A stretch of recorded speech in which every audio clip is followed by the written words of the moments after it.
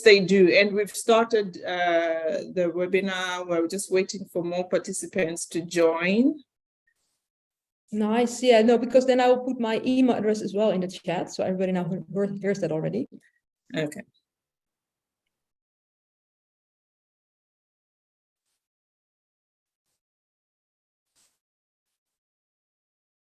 Good morning, good afternoon, good evening to everyone joining us. We're just going to wait for about 2 minutes just for the others to join.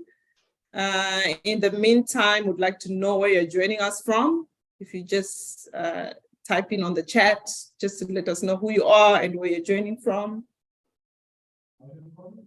Great.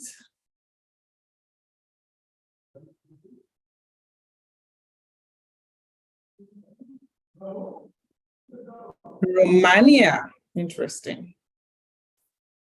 Saudi Arabia, India, UAE, Amsterdam.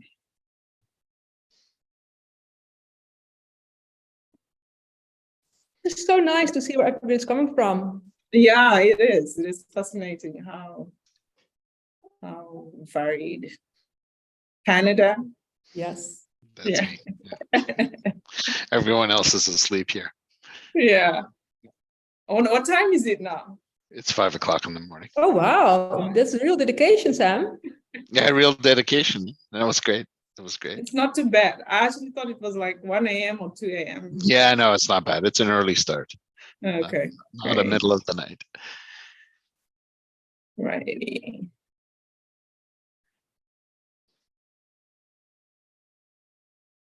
It's 1 p.m. Ayesha.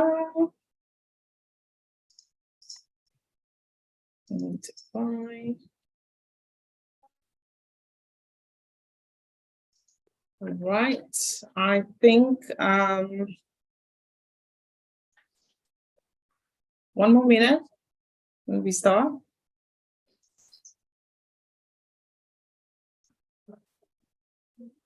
Mazin, familiar, that's a familiar attendee.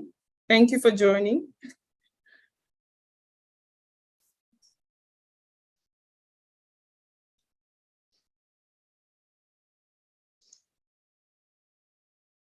All right, I'm going to start all over again. I'm going to start this webinar now. Good morning, good afternoon, good evening, and welcome to our webinar on how SMEs can leverage COP28 opportunities.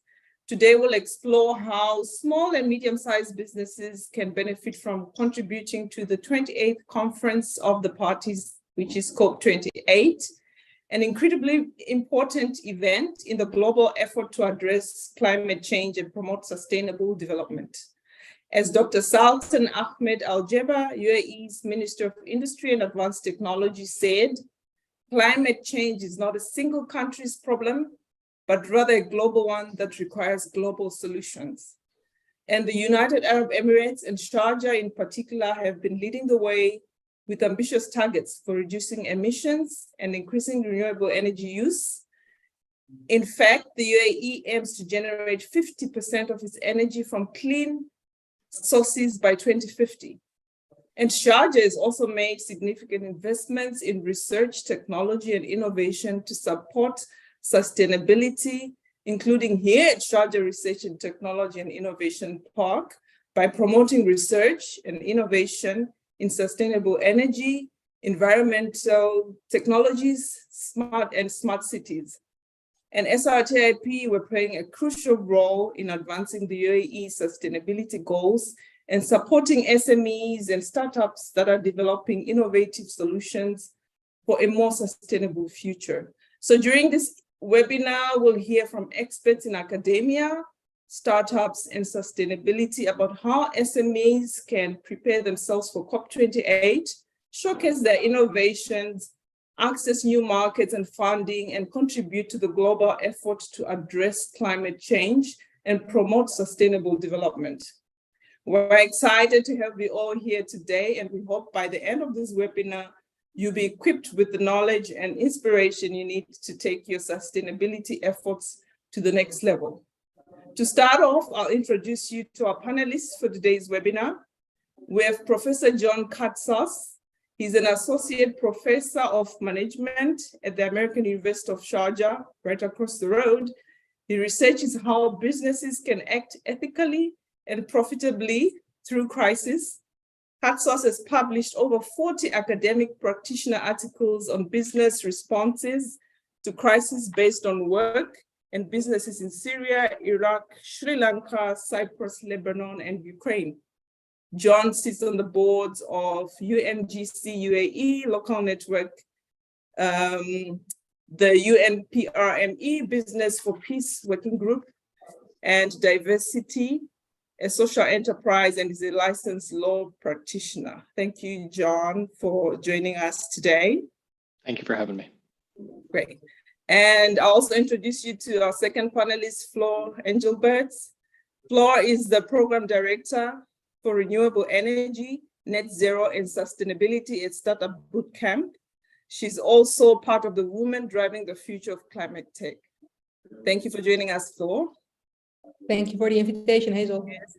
I'll also introduce you to Sam Ramaduri, the CEO of Brainbox AI. Brainbox AI is one of the most exciting climate tech startups in Canada.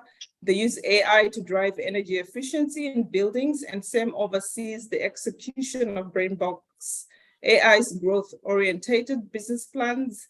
He leads senior management and manages investor relations. Thank you, Sam, for joining us. Thank you. Right. Thank you. To start off the webinar, I think we'll have a brief introduction from, I think, starting with you, John, just an introduction on what is American University of Sharjah? Sure. Hi, everybody. Welcome. So the American University of Sharjah was set up along with the University of Sharjah in University City back in 1997 by His Highness the Sheikh of Sharjah. And what's unique about us is that we're based on a liberal arts model, which is an American model. And the idea is that at least a third of all the credits that students take at the undergraduate level are broad-based. They're not in their specific field. So whether you're an electrical engineer, or a business student, or a performing arts student, you're going to take classes in a whole range of activities. So I bring this up because AUS has a particular commitment to climate change that I think is maybe different from some other educational institutions in the region. And that commitment is not just to have our own carbon action plan and to contribute to getting as close to the Paris Agreement targets as we can, but it's also to make sure that our students, through educating them very broadly, are all understanding of what those issues are and hopefully end up being equally, if not more, committed. From AUS's standpoint, we've tried to be as linked up with COP28 as we can. And maybe we'll talk a little bit later about what COP28 is and what the setup is. But educationally, our focus is not only on crafting the next generation of leaders, but also making sure that our current students have opportunities to engage directly with COP28, which for many of them is going to be a once in a lifetime opportunity. So we've really tried to make those connections and be a connector, not only between the park and our students, but also between those two, the companies of the park and COP28. Great. Thank you for that. I'll move on to you, Fleur, if you can briefly speak on Startupbootcamp.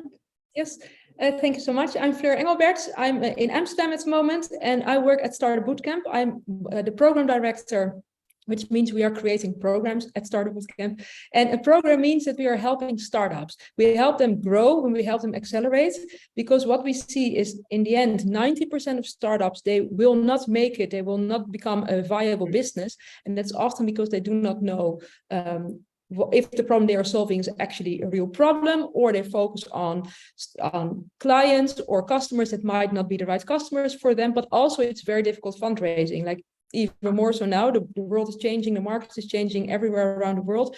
And we then help in kind of a 13-week program to get everything in place.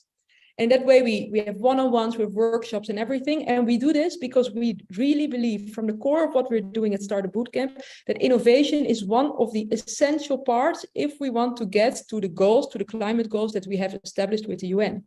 We have to innovate, we have to change, we will need big companies for that, but we also need small companies that can be a challenger, or that can also in the end work together with the bigger companies to together get to the goals. And that's why we think it's super important. We did some research, and there we saw that by 2030, we need around 100,000 startups only focusing on sustainability across the board, could be anything, to reach the SDGs. And that's what we are focusing on. We already exist for 13 years now. However, in the last 3 years, we've been moving from just being an accelerator helping startups to really only focus on sustainability. So any program we run, fintech, health, energy, it all has to stitch together to the SDGs as well. And for example, also to net zero. So as I always say it before, when I was young, we had this movement towards digitalization, and suddenly every company had a department which was digitalization. And now you see that basically every department within the companies, they have this as one part of their business. So sustainability is not something that we have to be doing in itself. Sustainability should be everywhere. So sustainability is not a specific department. It's across the board in any company that there is. They should be focusing anything they do. They should embrace this part of sustainability as well. Great. Thank you for that, Fleur. Move on to Sam. Thank you, Hazel. So Sam Ramadori, we are a startup based in Montreal, Canada. And what we've been focusing on over the last 7 or 8 years is applying our autonomous artificial intelligence to buildings, and specifically the heating and cooling systems of buildings, because that's by far the biggest energy consumers in buildings. And from a climate perspective, the goal matters a lot because buildings typically, there's a lot of report around where emissions are coming from, but typically buildings, between building them or construction side to running them day to day, they say accounts for about 38% of all global emissions. And a lot of that comes from the day-to-day running of those buildings, and a lot of that comes from the heating and cooling systems. And our goal really at Brainbox AI was to leverage autonomous AI, and most of us will probably know as the most common example of autonomous AI, the system behind a self-driving car. And the whole goal here was to find a scalable solution, because the problems in the built environment is just the sheer scale of it, and the size of it is daunting, like in other sectors. But the problem is it's made up of millions and millions of individual buildings that are each different. And unfortunately, we don't change those buildings very often. So as opposed to our cars, where everyone on this call is eventually going to change a car and hopefully goes electric vehicle route, buildings that are there today, the vast majority of them will be there when the people on this call are not. So changing those buildings is not an option to get to the impact we need. So we're looking to use a really scalable solution. So to us, artificial intelligence, to make buildings much more efficient. And also I call them to wake them up so that they are part of this energy ecosystem that's changing. Today, they're just blind consumers of energy. They don't know what's going on around them, where the energy is coming from. And our goal is to make them much more interactive with their environment, so more efficient and supporting the energy transition. So that's our goal. We're about 145 people today, many in Montreal here in the office, but we're also spread out in most regions around the world with boots on the ground and buildings being deployed. Great. Thank you for that introduction. Thank you all. And I really appreciate you being here to contribute to this very important topic. And to start off, for us to understand COP28 and its goals, I'm going to pose this question to you, John. What is COP28 and what are its goals? Sure, thanks, Hazel. So I guess I'll start by saying there was a recognition a long time ago, maybe about 20 or 30 years ago, that climate change was not primarily a technical problem. It was primarily a social problem. And social problems are usually coordination problems. So COP is the Conference of the Parties. It's an acronym, and it's an annual event that's organized by this UN organization called the Framework Convention on Climate Change. This is a treaty network.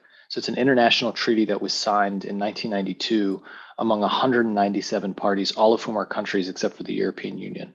So a conference of parties, think of it as a big get together for all the country representatives who have signed up to this treaty, the UNFCCC. The UNFCCC is a parent treaty to a bunch of really important agreements that some of us have already mentioned, but that you may have heard in the news. So things like the Paris Agreement, the Kyoto Protocol, the Doha Amendment, all of those came out of COPs. So the Paris Agreement, which is probably the best known, came out of COP21. And that's probably the most important agreement that frames this current Conference of Parties, COP28, that'll be in the UAE this fall. So the Paris Agreement included an agreement to try to get carbon emissions below 2 degrees Celsius above pre-industrial levels, but with efforts to limit warming to 1.5 degrees. So you'll hear a lot of people talk about 1.5, and that's where that's coming from, is that Paris Agreement. What this COP is probably most critically focused on is something that came out of the Paris Agreement related to nationally defined contributions, which is where countries set their own targets for reducing greenhouse gas emissions and regularly reported on that progress. This will be the first time at COP28 where what's known as a global stocktake will happen. So this is where those nationally defined contributions will be compared against the 1.5 and 2 degree targets to see if they actually align. To see if they actually match up, the assumption being that they will not match up and there might be quite a bit of distance. The second major aspect of COP28 is going to be that in COP27, for the first time, loss and damage funding got put on the agenda. And this has been contentious for a long time because it will involve developed countries paying into a fund that will contribute to the payment of losses and damages due to climate change. And so there will hopefully be an agreement coming out of COP28 that actually indicates things like who will pay into the fund and what types of losses and damages are likely to be covered. Quite interesting, quite interesting. I'll pose this one to you, Fleur. From the goals that John has mentioned, how do the goals of COP28 align with long-term goals of sustainable development? I'm asking you since you're an expert in sustainability. Yeah, so COP28 and in general, the climate change conference that are organized, I think they totally align. They are essential to actually agree. What we see, the challenges that we have with all those countries agreeing with each other, where are we going? What do we agree upon? What are we going to do? Those are things that are super relevant if you want to become a sustainable world, not only a sustainable company or anything. For a sustainable world, we need alignment between all the countries. And therefore, it's also so incredibly interesting for any company that those conferences are happening. Exactly as John already said, like there are topics around which they are going to talk. A lot of it is also in the news. You will read a lot about what's happening. For example, this fund, like which countries were against it, which countries are want this, which developing countries, which developed countries, you know a lot of this. So if you are a company, you also know which countries are in favor and which countries are against these kinds of conversations and alignments. And that will also help you with your own strategy to see, so where can I then fit in? Mm-hmm. So in that sense, the COP28 and all the conferences around climate change help to get insights into what is important to specific countries, what's important to the government, and how can we then move with our company towards those goals. And for example, if you go to a country where you already know they are not really working with it, then you might also want to wait with that country and go to another country first and go to markets where you think, I will get a way in. I can scale there, or I can start, because otherwise you're working against the tide rather than with the tide, and then it makes it even more difficult to be working. Great insights there. I think there's actually been proactive interest to COP28 since Glasgow and COP27, and huge progress has been made. Now, let's dive deeper into how small and medium-sized enterprises can leverage the opportunities presented by COP28 to drive sustainability and growth, and as well as innovation. Fleur, I'll come back to you on the benefits of COP for SMEs. how can SMEs benefit from participating in COP28, and what types of opportunities are available to them? Many different things. I suppose, Sam, you will also add on this later on, but one of the most important things is building the network, understanding what's happening where, who is where, and how can I connect to them. If I see the startups which I've worked with in the last year that went to COP27 and to COP26, they really said, like, I made so many new connections. I made so many, I spoke to so many different companies, and also to policymakers that were going to help them, that gave them the opportunities, that opened some doors to them. But mainly this networking event and understanding what was going on, they said this was the most valuable part. And also, a company is not something, an entity on its own. It is and it's not, because if there were no other entities, you would also not have a company. So you need other companies to see how can we work together, who have the same goals as I have, and can we talk together, can we help each other? Innovation happens often when you do something in a different industry than for something what was already done in one industry, do it in a new industry. That's already innovation, because you're applying some knowledge of some place to something that is totally different. So by being in COP, where there are so many different companies and so many different policy makers, you can create those synergies, you can work together, you can find the right people to help you and that you can help as well.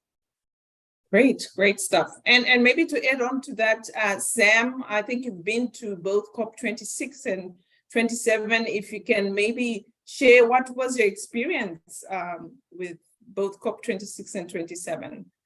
Sure, happy to. And look, in our case, we had a very unique start in our presence at COP. At COP26 in Glasgow. So the UK government at the time had set up call it a challenge or a competition of some kind, but it was more cooperative than a competition. And it was called Tech for Our Planet. And what they sought to do was to select a group of about 10 sustainability focused, climate tech focused startups from around the world. And so we from our own government, we're selected in terms of a submission, and we were selected amongst the 10 to go present our technology at a stage at Glasgow. So that alone, I think, if you would stop right there, the opportunity to be presented as a climate technology solution at that stage was incredible. We ended up winning the award, so that was doubly incredible. But everything you mentioned, Fleur, and John, about just how the scale of these COPs are immense, and so for us, obviously, it became an automatic large networking opportunity. But at the same time, I'll say generally, and then we went to COP27, more participating in webinars and local events, both with our own government and attending, but also with large corporations as well. And I think these COPs have a unique opportunity because climate tech, I always highlight, is very different from, let's say, the innovations of 20 years ago, where things around social media and apps on mobile phones, right? They could exist in themselves and go to market, whereas in most cases, climate technologies need to interact with the physical world, and not in just your own country, obviously, or the impact will not be there. We have to go international at a pace that's far greater than I think most technology companies that can choose when to hit new geographies. In our case, we're just not going to get the impact unless we're really hitting the markets on a global basis. And so something like a COP, I mean, it obviously has much greater goals to deliver on. But for startups, there are just these unique opportunities to interact. As Fleur said, you have government and policy representatives, large corporations, small corporations, and just people who are motivated to make the changes happen. And so this is like the Woodstock, right, of the event on climate. And so you can't underplay the opportunities that a startup would have to be there and interact. And there's many more events than just the COP site itself, and we can maybe talk about that. Right, great stuff. Building on that, I'd like to ask you, Fleur, I think in your experience, what are some of the key challenges? As much as there are opportunities, what are some of the key challenges that startups face when trying to scale their sustainable solutions, and how can they overcome these challenges? Yeah, that is a very good question. In general, as I already said, startups fail because they often do not solve a problem that's actually perceived as a problem. And this is even more so for sustainability.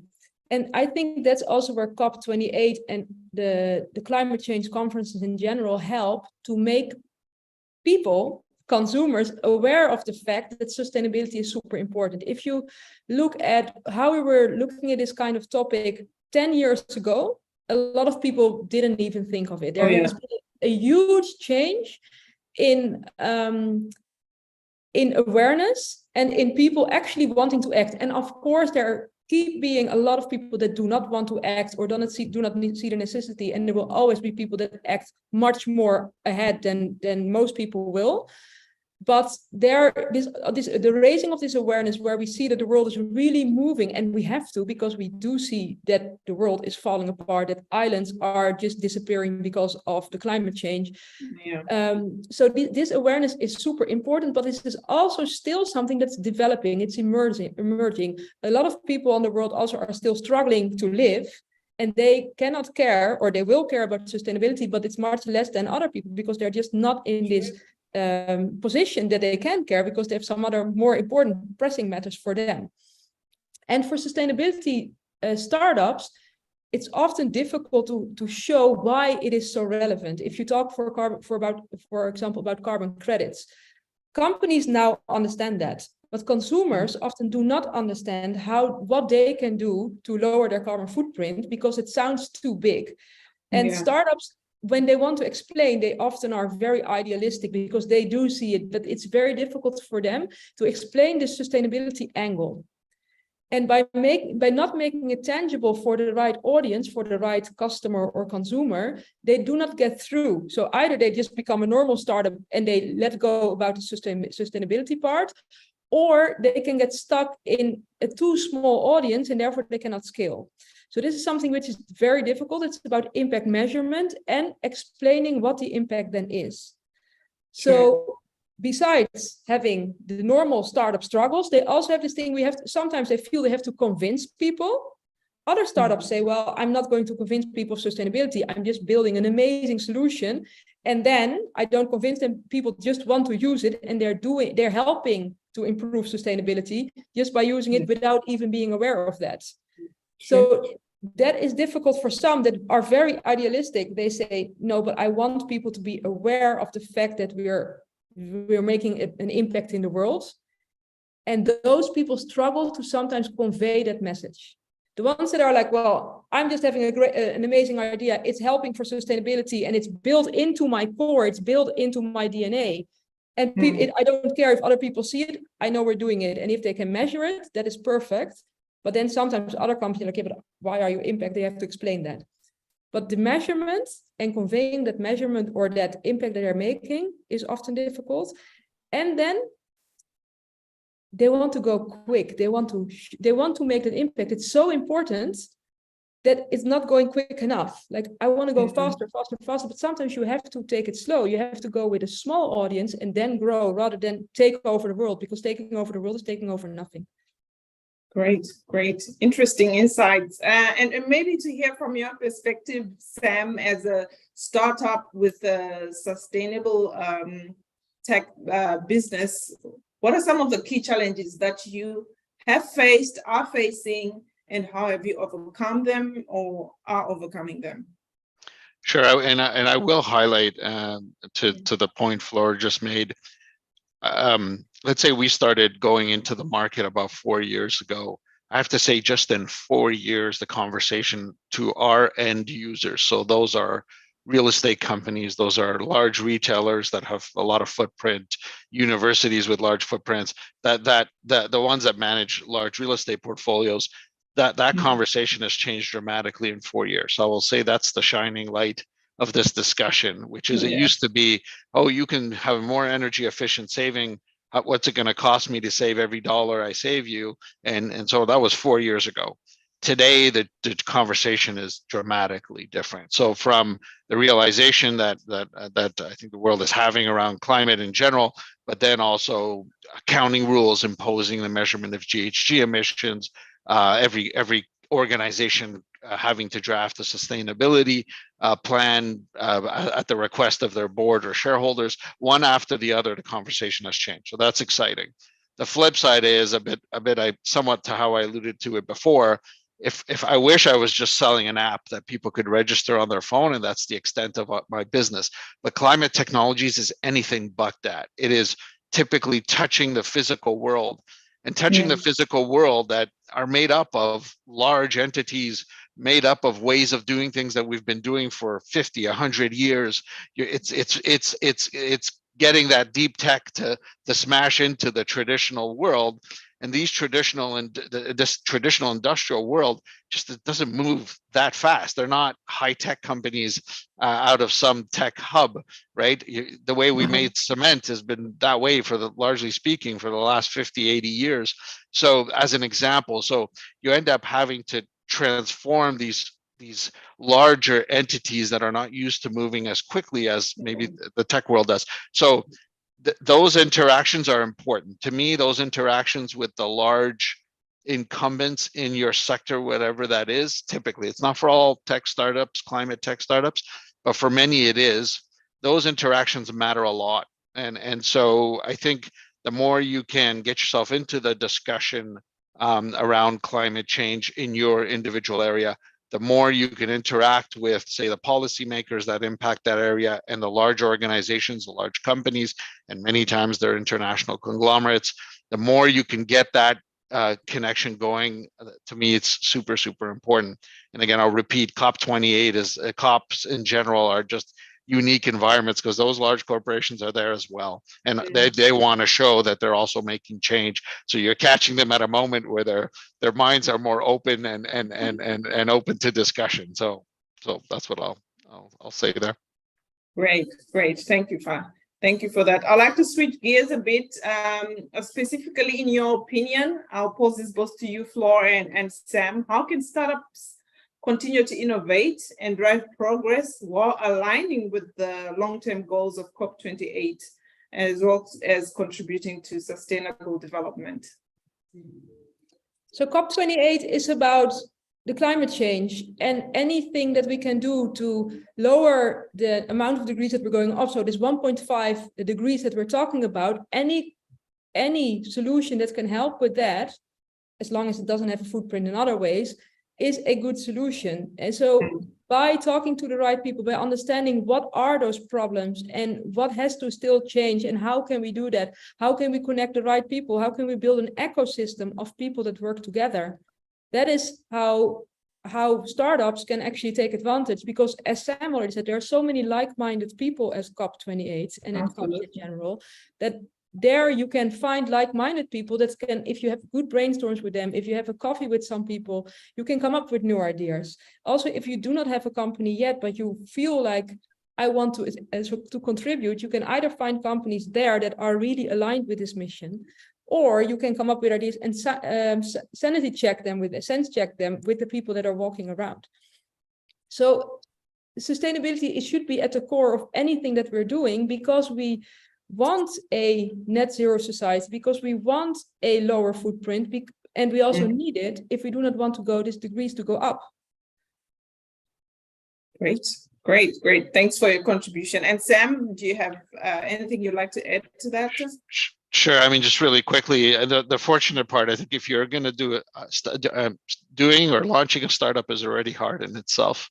But if you're going to do it on the sustainability side, you have to be passionate about it. I've never met a climate tech company whose founder is not, or the founding group is not super motivated by that. In our case, I would say our ability to attract talent. I always say that there's numerous people at our company that shouldn't be working for us. They should be making much more money working at one of the large tech companies, right? But they come to us because the contribution is double, an exciting growth environment, but then real impact on the ground from a sustainability perspective.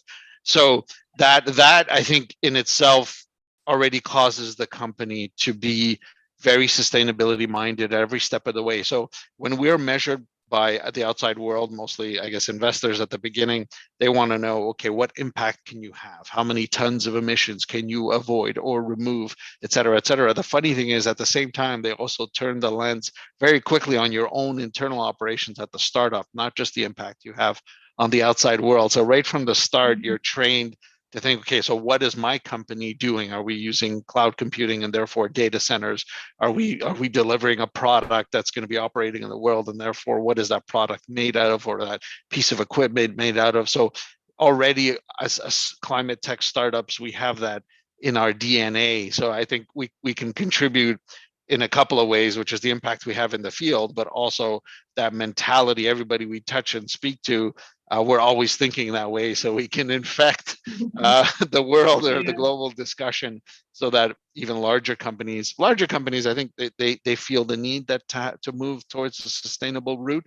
There's also many, millions of mid-sized companies that are running their businesses day to day, and when you can interact with them and just kind of open their eyes to the opportunities and that they should be paying attention to this, I think that's worth a lot. Great, interesting stuff. I like that the real ROI is the return on impact, not necessarily return on investment. Interesting. I'm going to move to how to leverage COP28 to your advantage, and I'm going to pose this to Prof. Katsos. What are some of the strategies that SMEs and startups can use to leverage COP28 to their advantage and align with its goals? Yeah, great question. I think there's the thing hanging over everything for companies is how to interact with the event itself, and then how to interact before and after. So during the event is in some ways the easy part. COP is split into two zones. One is for the actual negotiators, the blue zone, and then the other is the green zone. And at COP28, I don't think this is an overstatement to say COP28's green zone will probably be among the best green zones that there have ever been at a COP, in part because the blue zone is run by the UN, and it's very structured, and it's the parties, right? So it's the country representatives. The green zone is run by the presidency, in this case the UAE, and it's at Expo. Neither of those is sort of accidental. The green zone is going to be incredible, and it's going to be an amazing space for companies to interact. So I think at the event, that's the real place for SMEs to engage really strongly. There's going to be speaker opportunities. There's going to be events that are networking events that country pavilions will host, that large entities will host. And so it's really a matter of making sure you sort of get into the green zone, and you engage as much as you can on those issues that matter. One of the things that I think the most difficult about the green zone is, and I hope that this COP will sort of solve this problem, often there's not a central database of all of the events that are happening in the green zone. So you often have to make judgment calls when you're there about where to best spend your time, because there will be multiple conflicting things that are happening at the same time. So that's at the event. I think before and after, it's for SMEs, it's really about seeing where you sort of fit within this COP.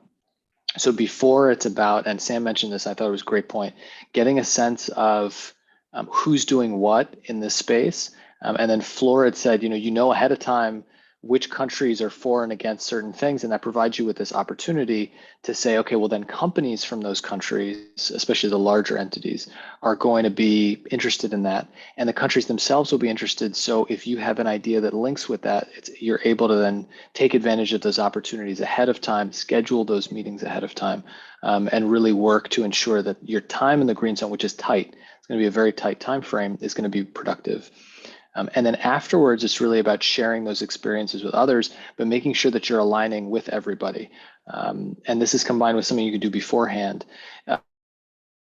We're seeing a lot of SMEs put in requests for educational institutions about things like, how do we, so ISO has this new Netzero standard that came out of COP27. How do we do that?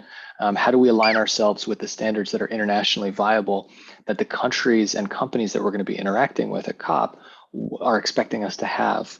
And this gets very much to Fleur's point earlier about ensuring that your messaging is appropriate to the types of outcomes that you're trying to achieve. That'll be true after COP just as much as it is before. And so then the final piece I'll note of this is the UAE's presidency hasn't begun yet. The way COP presidencies work is COP is the start of the presidency. So for the year after COP28, so right now, for instance, Egypt is still the COP president, still has the COP presidency. For the year after COP28, the UAE will maintain its role in this presidency function. And so it's still going to be a hub of activity, even as we start to look forward to 29. And if I could just quickly comment, because John made a comment that's really important on what we noticed from COP26 and 27. There was a physical distance in both of those cases between the green and the blue zone. And unfortunately, I mean, there's thousands of people showing up. You don't have your car, you don't have it, right? You shouldn't have your car, right? But that distance was challenging. What's exciting here is one big expo site. And you want the people coming out of the blue zone to be filtering through the green zone. You want those policymakers to walk through. If it's hard and it takes 45 minutes, the reality is they won't do it. It's busy times. But I'm hoping, and I feel like this one will be very exciting, is that it's one big expo site. And so that back and forth will be more natural and automatic. What a great addition to that. Yeah, and thank you, Prof, for your strategies and advice. I'm sure it will certainly help startups make the most of this opportunity. Now, moving on to the next question on the involvement of the American University of Sharjah in COP28. I read an article over the weekend by Sheikh Abodo Al-Qasimi, who's the president of the AES, and also our chairperson here at SRTI Park, on how AES is a member of the COP28 University Task Force, and one of the region's most sustainable university is getting ready for COP28 UAE. So for the benefit of the audience, can you tell us about the involvement of American University of Sharjah in COP and what role the university is playing in supporting sustainable development and innovation? Yep, sure. So I'll take those out of order because the context matters for our engagement with COP. So about 6 years ago, we really started to realize how critical sustainability was, and it became part of our strategic plan as an institution. And one of the most important things that we did was we tried to start aligning with, as best we could, with international standards. That for a higher education institution, that means there's this organization called ASHE, which is the Association of Sustainability in Higher Education. So it's other universities, and it functions sort of like a LEED system. So LEED is very much for buildings, but it functions similarly for us, where there's a platinum, gold, silver, bronze set of categories. What it forced us to do, which we had never done before, is start to report publicly on everything we were doing throughout the organization. A chunk of that was on our operations. So things like buildings, recycling, sort of the sort of standard fare of sustainability, but a lot of it related to education and research. So what were we doing in the classroom? What kinds of research were we engaging in? How are we engaging with our students? How are we engaging with the community? And that really became a process of saying, how can we better align with the UAE's positioning with respect to sustainability? And that's what really got us first involved in the COP process. So our engagement with COP goes back sort of a ways. In the last COP, we were the UAE's education representative. So we had a group that was sitting in the blue zone to assist the UAE delegation. For this COP, our head of sustainability, Rose Armour, is seconded to COP as the education head for the presidency. So she'll be doing a lot of those engagements in the green zone related to educational institutions. And then she'll also be helping with agenda setting in the blue zone. So it's really about, for us, it's really about being a nexus between the next generation of leaders, so our students, our researchers, who are the faculty teaching them, and everyone else who we touch. So whether that's the RTI Park, whether that's employers, whether that's the government, right? Being able to be that nexus where we can bring people together. And we've been really involved in that process with NYU Abu Dhabi. We've sort of been the two critical institutions in shaping that agenda. Great. It's quite inspiring to hear about the university's commitment to sustainability. Furthermore, could you share your thoughts on how business and startups can ensure their participation is impactful and drives meaningful change? Oh, sure. Yeah. I would say go back to basics. So make sure that you know what you do. Don't try to jump on a bandwagon. If you really don't do anything related to this, it's a pretty crowded field. And if you don't do anything related to this, I'd say ask yourself two questions. First of all, why don't you do anything related to it? Because this is sort of the critical human problem of the next 50 to 100 years. And so if you're not doing something related to this, you should ask yourself whether you're doing something valuable. But then the second question you should ask is there actually something that you're doing that is aligned that you don't realize is aligned? And this was to Fleur's earlier point. There's some people who they're doing great work, and it's just a matter of framing it in a way that people can understand it and digest it within the current language, but also within the current structures that are surrounding solving these problems. So sometimes people are doing climate change work, but they don't realize they're doing it. And it's important to make sure you're contributing to it. I will say there's some SMEs that go out of their way, or used to go out of their way to not mention sustainability or climate change. So there was one company that I consulted for maybe 5 years ago that was worried and concerned that if they identified too closely with it, that it would be the equivalent of a political statement. And they were worried that they would put off customers. I think Sam did a great job of explaining how much the world has changed in the last 5 years. I don't think there's a customer or a company or a government who you would be putting off by having those conversations, having that kind of branding and making those sorts of pitches. I think it's moved beyond being a political issue to being something where even in sort of the dark corners of the internet, there's still a recognition of a problem, and there's still a recognition that everyone needs to pull together. Great stuff. And I'll also post this to Fleur. How does Startup Bootcamp work with startups to prepare them for participation in COP28? And what types of support and resources do you provide? Yeah, so we focus much more on the broad sense of sustainability, so not only in COP28. And for us, as John also mentioned, for us, one of the most important things is to be able to measure what you're actually doing and to explain and show what you do. So that's what we also help with. We first look, of course, at the business model, but then we really look, okay, so what is the impact that you're making in the world? What is the negative impact and what is the positive impact? And those measurements can then be taken into the story of what you're doing. I agree, there are a lot of companies do things and they actually have a positive impact on climate change or against climate change, basically. And there's also companies that do not have that or have a negative impact. Those companies should be really addressing that part. Like we can say, oh, you're not focused on sustainability, but that's just not an option anymore. So what we do is we first look, okay, so what are your processes? Also companies that say that they are sustainable companies, but for example, use, as Sam already mentioned, they use a lot of server units and there's a lot of heat over there. Has that been taken into account? Some of them didn't even think of it, some do, but also employees, are they going by car? Are they going by bike? How do they come to work? So all these things fit into what are we really doing? What is our impact? And this measurement for us is one of the super important things to look at. Like, okay, so what is the real impact that you do? So impact measurement, theory of change, these kind of topics are some of the things that we really look in very carefully.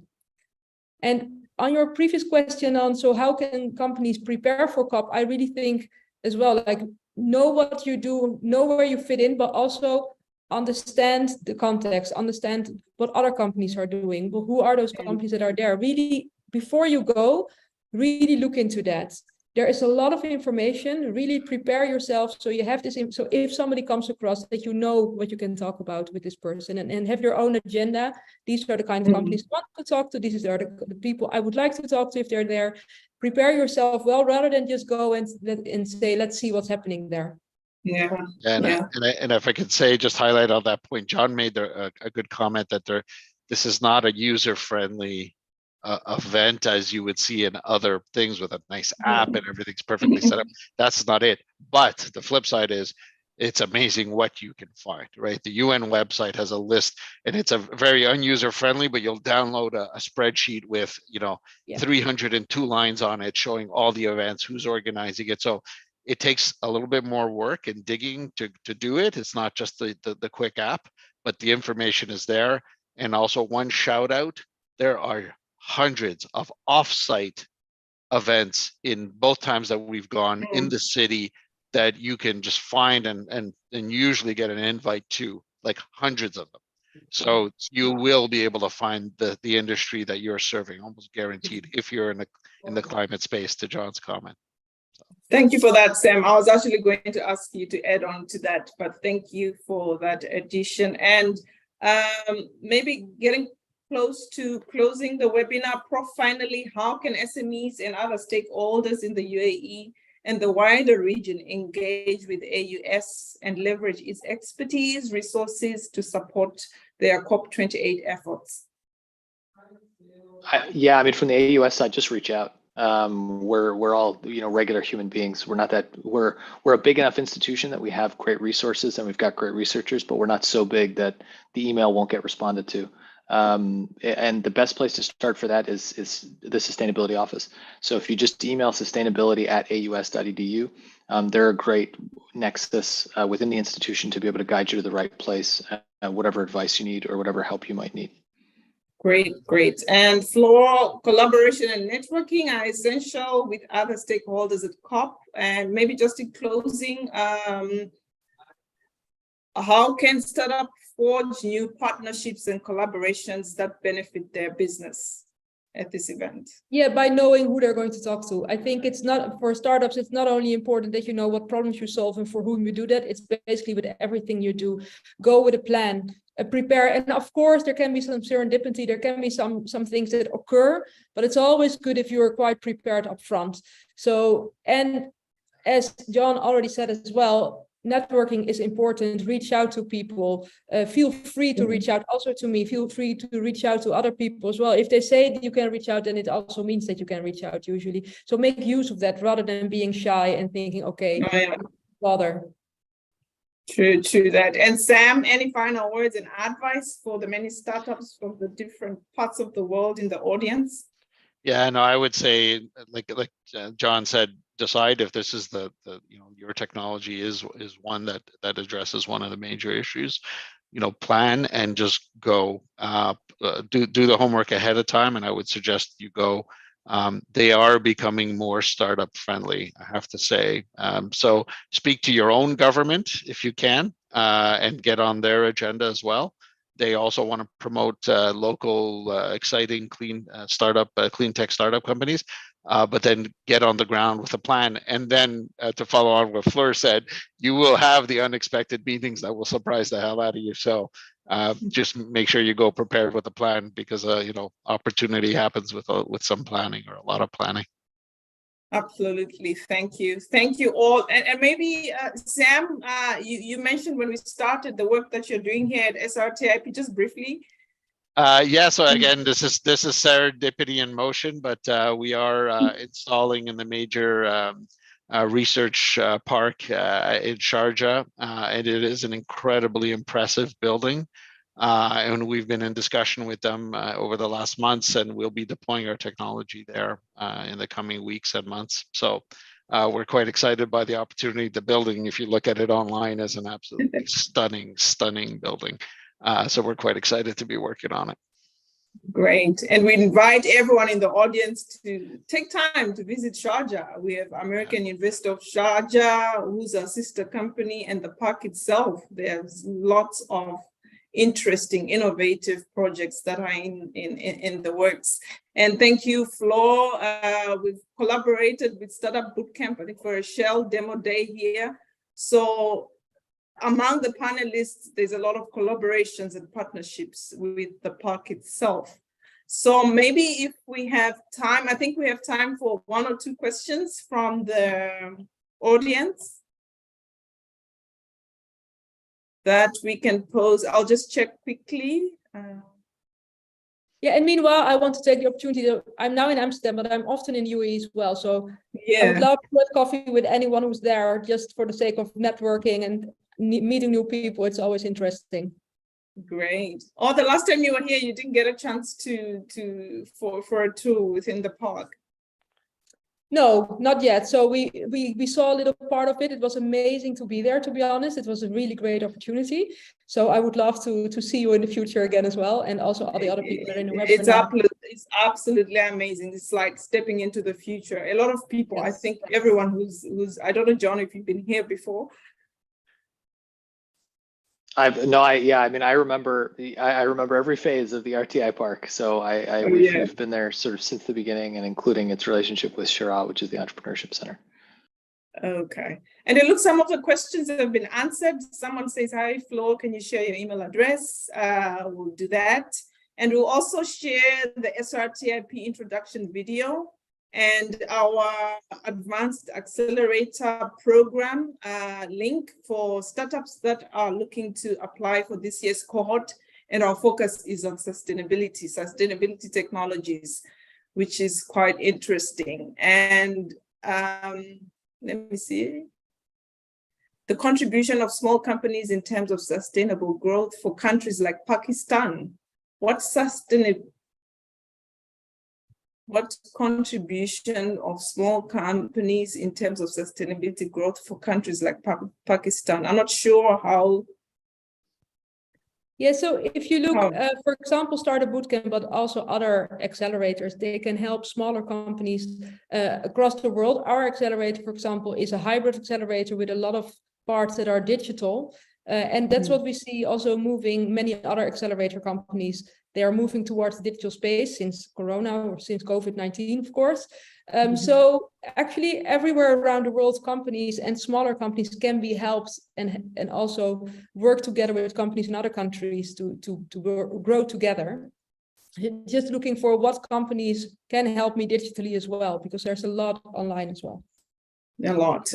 And Rabia, our accelerator program as well is hybrid and have received quite a number of applications from startups in Pakistan. So if you can click on the link, once Fatma shares on the chat, the link to our accelerator program.